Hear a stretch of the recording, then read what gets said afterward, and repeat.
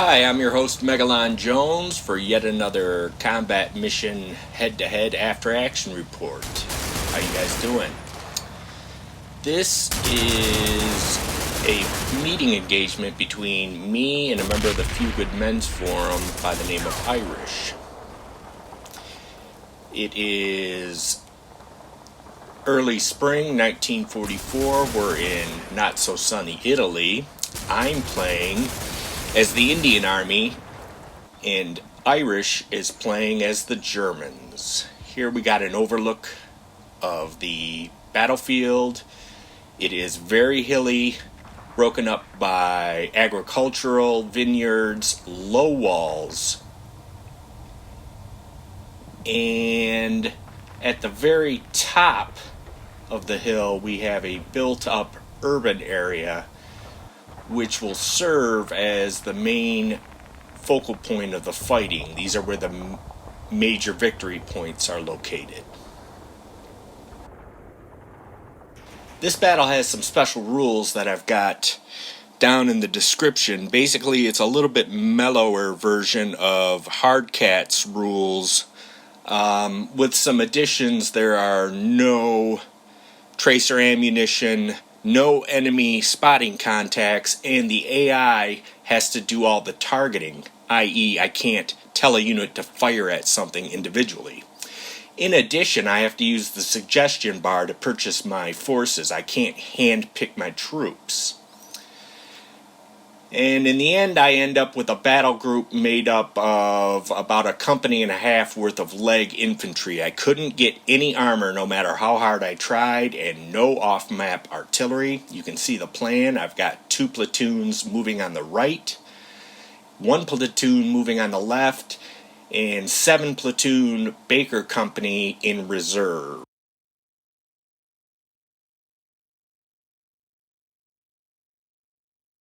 This AAR is going to be broken up into 3 main parts: the left flank, the center, and the right. And this won't be in chronological order, but more or less a narrative of each sector of the battlefield.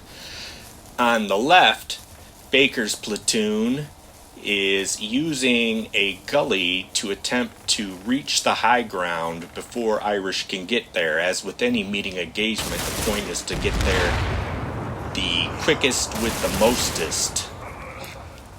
And that's our first surprise. I don't have any armor, but apparently Irish does. It's a Panzer IV. Luckily I have a couple Piat teams, and we're able to put one round straight into the turret, knocking out the tank.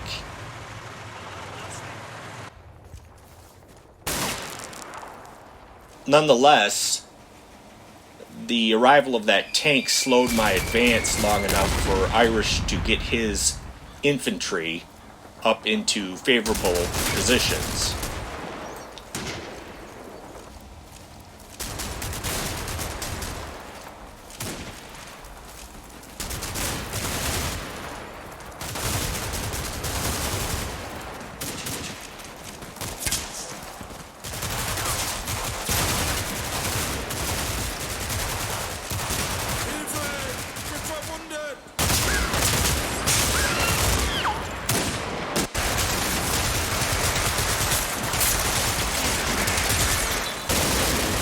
I'm essentially stuck trying to charge up the hill into machine guns and submachine gun fire, of which there's nothing I can really match it with. If you've ever played the Commonwealth forces, you know that basically each squad gets a Bren gun, and that just isn't enough to deal with what appears to be the Panzer Grenadiers.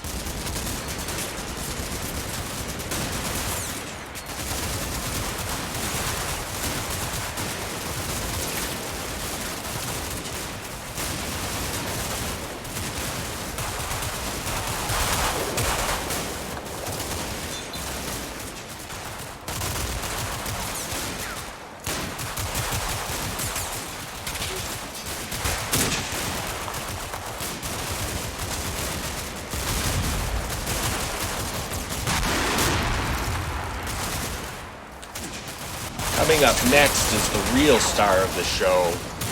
Irish has brought along a 20mm armored car. And this thing is going to be basically the fire department. Every place I'm starting to make any type of headway, he drives this thing up, mows down a bunch of my troops. This is basically what goes on throughout the entire map, up and down the entire length of the battlefield.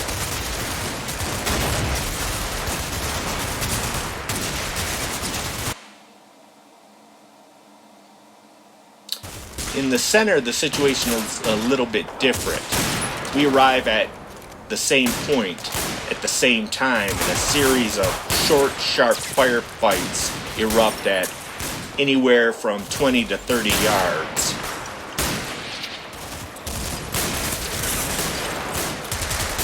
These are real snap engagements, and although I hurt Irish, his availability of submachine guns, MG34s, etc., make sure that I end up taking the brunt of the casualties in these engagements.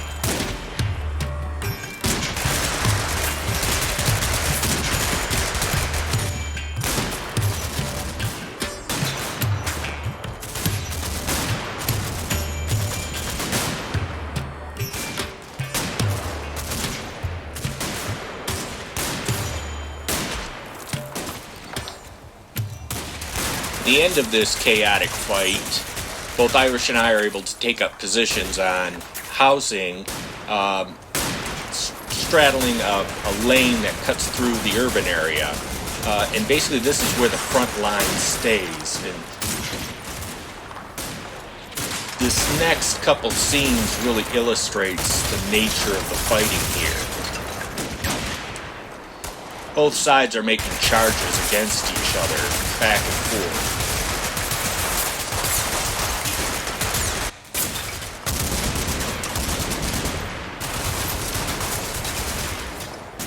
But of course, Irish has that armored car, and I don't have anything. I've been chasing this guy with the Piat teams, but he's a lot faster, and I can't quite get into position to take him out.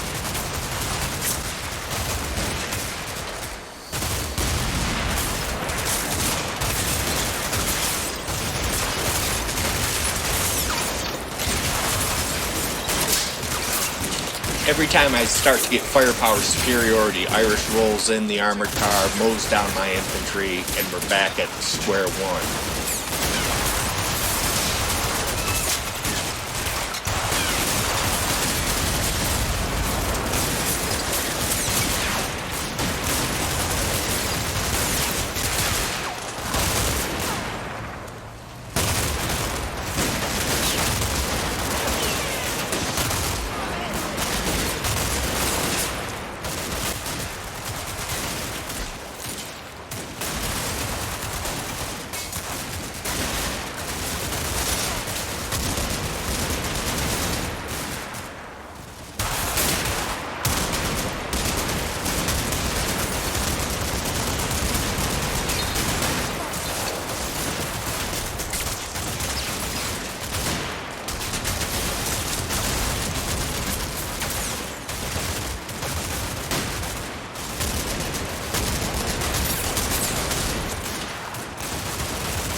Irish reinforces the center and makes a dash, and the next few minutes are complete, utter chaos.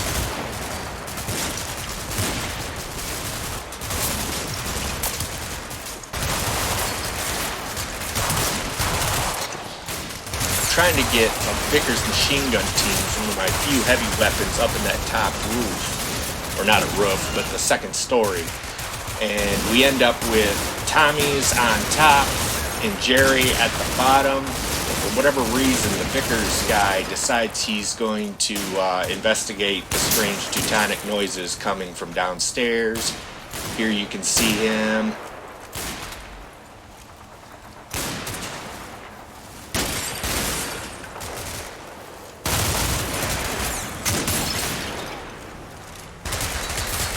Deciding what to do. I'm going to crawl to the stairs and die. Yeah, that's right. So that was the end of my heavy weapons. I have one more Piat team with the reserve platoon.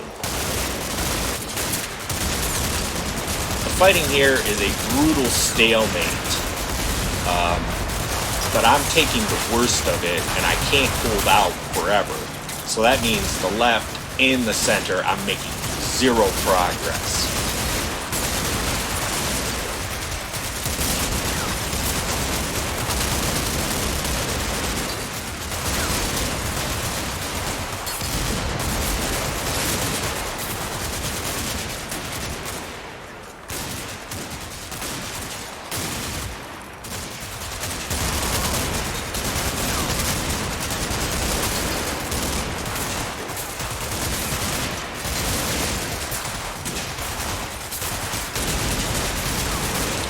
On the right flank, situation is initially a little bit better. I have better terrain, there's a hill, and I'm able to use this low wall to maybe project some enfilade fire down the lane into Irish's left flank.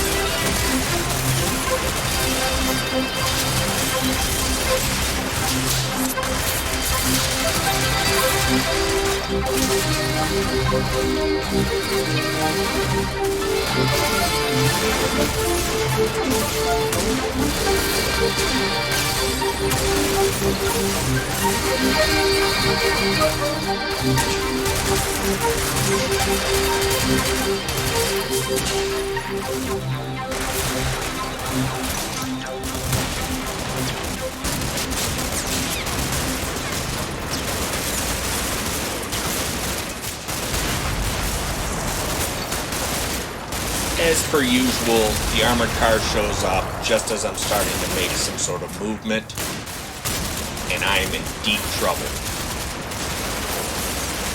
In addition, we spot what appears to be a fresh German platoon making his way to the center right. This is obviously Irish's main reserve force, and it's now come time for decision for me. I'm going to either have to try to reinforce my left, the center, or reinforce the right. Now the problem is that this is such a concerted attack that he's broken my lines. With the majority of my force engaged and unable to disengage, withdraw, reorient themselves, I'm facing the real possibility of being flanked and annihilated here. So the decision comes, to shove my reserve platoon up into my right flank and to attempt to stabilize my line. And you can see here, as the battle has developed, 9 platoon is inoperative. 6 platoon is heavily engaged, cannot move. 4 platoon is getting driven off the hill by the German counterattack. I've got to do something with Baker's remaining platoon, 7 platoon. So I'm going to use the terrain on the right to mask my advance, try to attack his left flank, stabilize the line, and hopefully make something of this battle.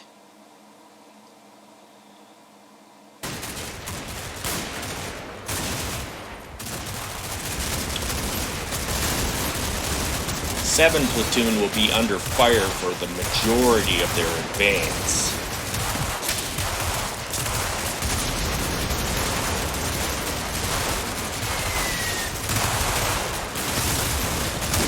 They're able to make it up by using the low hedge walls as cover.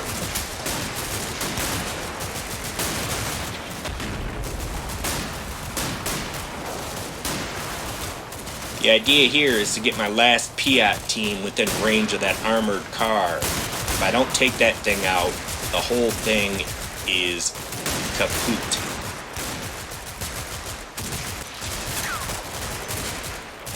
I'm going to use rifle fire and the 5cm mortars that are organic to the Commonwealth platoons and smoke bombs in an attempt to advance. And at first things go very well. Indeed, I'm able to put a Piat into that armored car.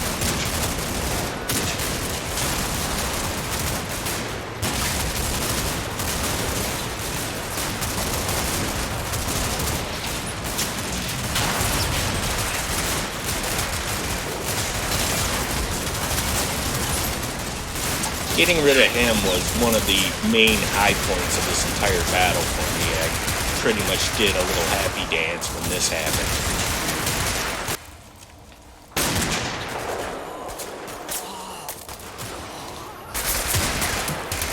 While I'm able to make it up to the buildings, the German submachine guns, MG-34s, make mincemeat of my advance, and I'm starting to completely lose cohesion.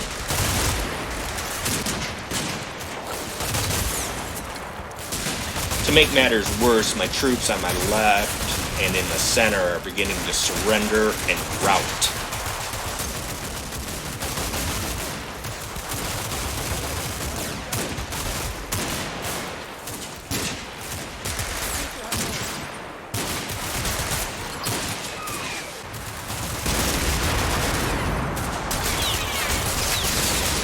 To make matters worse, the Mark IV is back. Irish has recruited.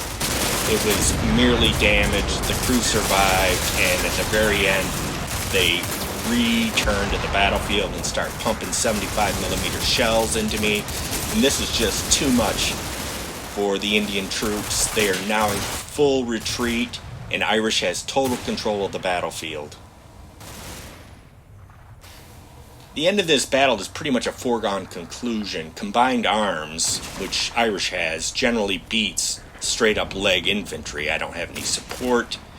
I don't have near enough heavy weapons, crew-manned weapons to deal with the superior firepower, and Irish takes a major victory. You can see I suffered greatly at something like maybe 2.5, 3 times as many casualties as Irish has. He really whipped me in this situation, but it's pretty much a foregone conclusion. If you're a player of combat mission, combined arms is the way to go. And because of the order of battle of the Indian troops, the cupboard was pretty bare for a lot of the Commonwealth nations. I just basically had rifles, an occasional Bren gun, and a couple Piat teams. This is the final status of the battlefield. You can see a bunch of troops there on my right, But those guys, they're completely shattered. They are routing. They're heading off the map if they can. So, hope you enjoyed it, and I'll be sure to get another mission out to you very soon.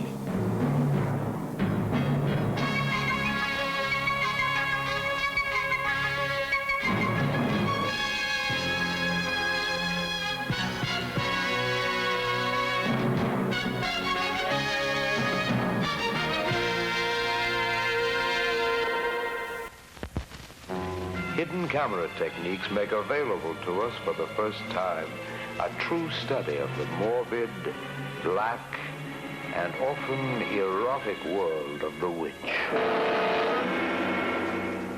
Witchcraft 70 takes you on a documentary journey in search of Satan and Satan's followers. They and their covens conduct their obscene rituals almost everywhere. We found voodoo in New Orleans, a black mass in London, the Rasputin bloodbath of Rio, a female initiation in Southampton, and at the end, possibly the most shocking and bizarre ever, a hippie commune in California in a witchcraft ceremony that defies description. There are witches in today's society. You'll get to know some of them in Witchcraft 70.